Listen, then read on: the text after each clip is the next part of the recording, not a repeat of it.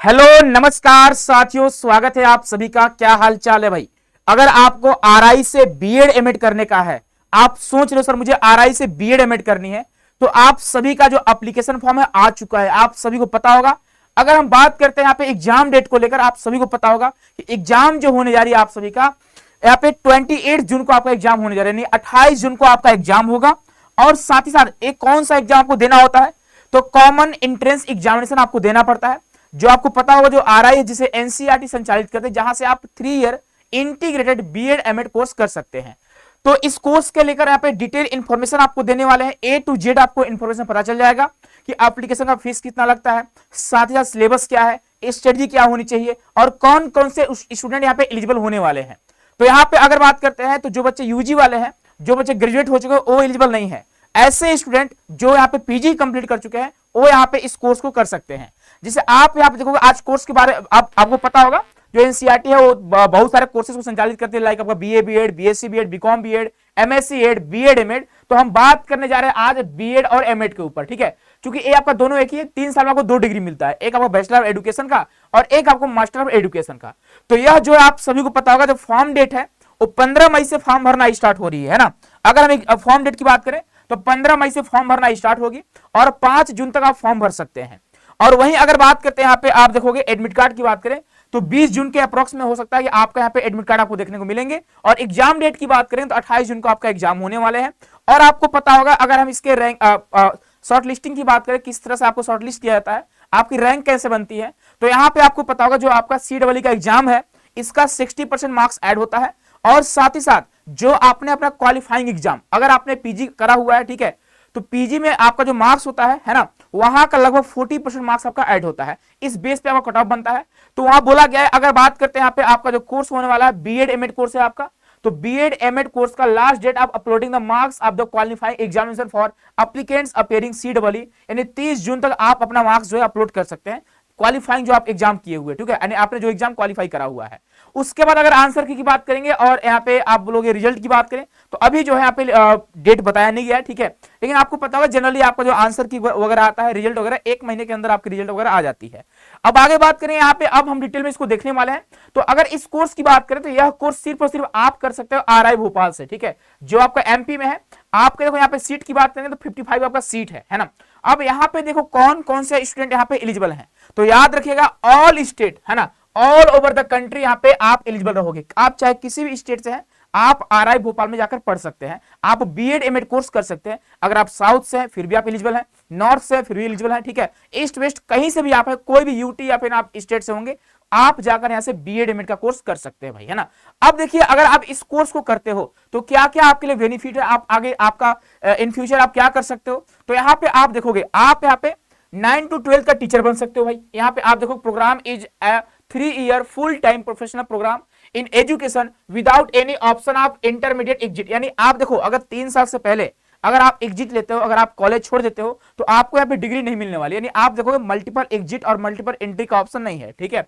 उसके बाद बात करेंगे यहाँ पे, इट एम्स एट प्रिपेयरिंग है ना teacher, educators and other professional in education including curriculum developer आप बन सकते हैं, एजुकेशनल पॉलिसी एनालिस्ट आप बन सकते हैं, एजुकेशनल प्लानर आप बन सकते हो, है ना। यानी आप इन सभी एग्जाम के लिए आप यहाँ पे एलिजिबल रहने वाले हो। आप स्कूल का प्रिंसिपल बन सकते हैं, आप सुपरवाइजर हो गया, रिसर्च स्कॉलर आप बन सकते हैं, आप रिसर्च वगैरह कर सकते हैं। तो ये सारे आप देख सकते हो, डिटेल में इन्होंने बता रखा है। और इसके लिए आपको एग्जाम देना होगा CEE, जो आपका अभी होने वाला है 28 जून को, 2026 का आपको एग्जाम देना पड़ेगा, तब जाकर आपका आरआई भोपाल से बीएड एमएड में आपका एडमिशन होने वाला है। और अगर अभी बात करते हैं एलिजिबिलिटी का, तो यहाँ पे अगर आपका मास्टर कंप्लीट नहीं है, आपने अगर पोस्ट ग्रेजुएट नहीं करा हुआ है, तो आप यहाँ पे एलिजिबल नहीं हो। और साथ ही साथ यहाँ पे देखो, चाहे कोई भी आपका स्ट्रीम हो, साइंस हो, सोशल साइंस हो, ह्यूमैनिटीज हो, ठीक है, कोई भी आपका स्ट्रीम होगा, आप यहाँ पे एलिजिबल रहोगे। और अगर बात करते हैं आपका पीजी में, है ना, आपके पोस्ट ग्रेजुएशन में यहाँ पे आपके 55% मार्क्स होना चाहिए।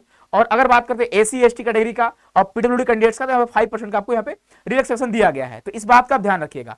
तो याद रखिएगा, इस कोर्स के लिए सिर्फ पीजी वाले बच्चे यहाँ पे एलिजिबल रहने वाले हैं, है ना, इस बात का ध्यान रखिएगा। नेक्स्ट बात करेंगे, यहाँ पे और भी आपका दे दिया गया है कि आप अगर यहाँ से बीएड एमएड कोर्स करना चाहते हैं, तो आपका देखो एटलीस्ट क्वालिफाइंग एग्जामिनेशन की बात करें तो master in science, social science या फिर ह्यूमैनिटीज में आपका मास्टर कंप्लीट होना चाहिए, तब जाकर आप एलिजिबल रहने वाले हो, ठीक है। ये तो भाई नहीं दिया गया, दूसरे कोर्स का दिया गया है, ठीक है।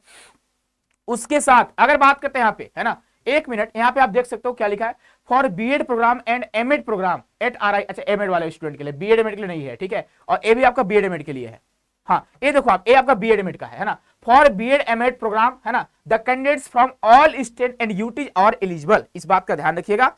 और मार्क्स ऑब्टेन, आपने कितना मार्क्स यहाँ पे गेन करा हुआ है, ठीक है, वो आपको सारे यहाँ पे देने होंगे, तब जाकर आपका कट ऑफ बनेगा, आप शॉर्ट लिस्ट होंगे।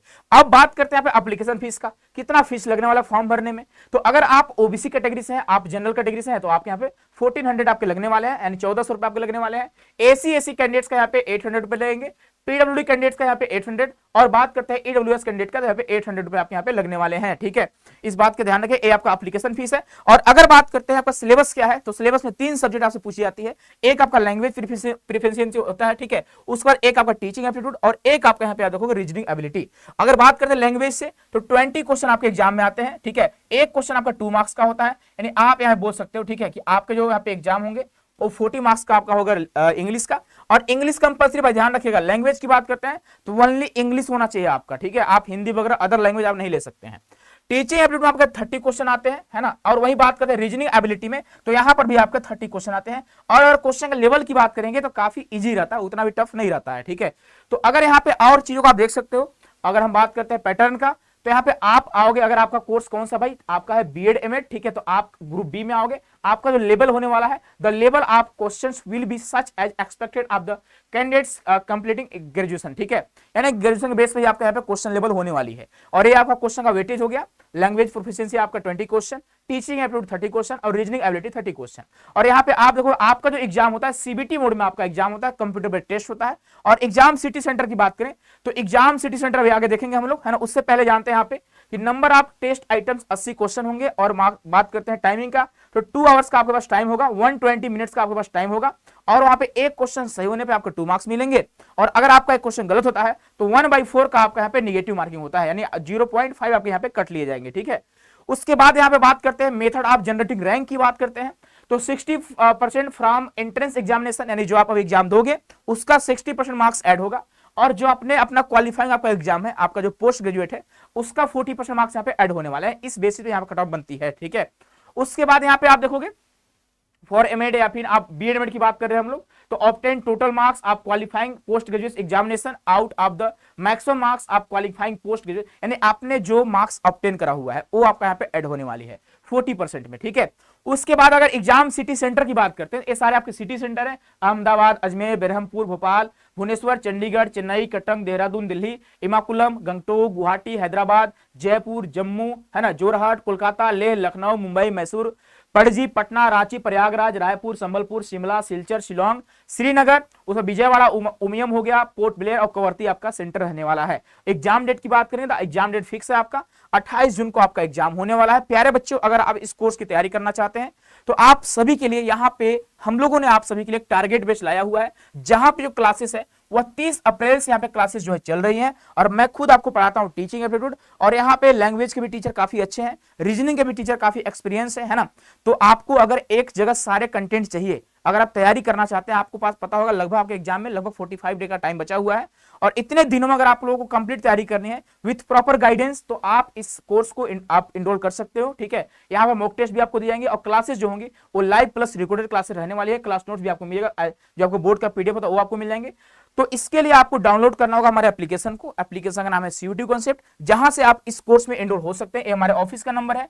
अगर आपको कोई भी दिक्कत आ गया, किसी प्रकार की प्रॉब्लम आती है, तो आप इस नंबर पे कांटेक्ट कर सकते हो। बाकी आप हमारे टेलीग्राम चैनल को भी ज्वाइन कर सकते हो। टेलीग्राम चैनल का नाम है RICEE by 2026 by CUT concept के नाम से हमारा टेलीग्राम चैनल है, आप वहां भी जाकर ज्वाइन कर सकते हो। बहुत सारी इन्फॉर्मेशन आपको वहां पे दी जाती है।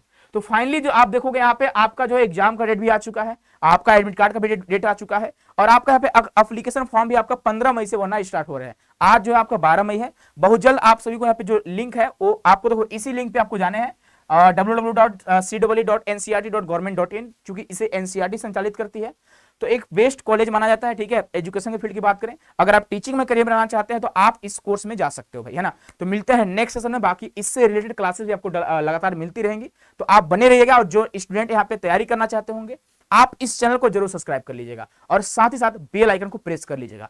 बहुत बहुत धन्यवाद, बहुत सारा प्यार।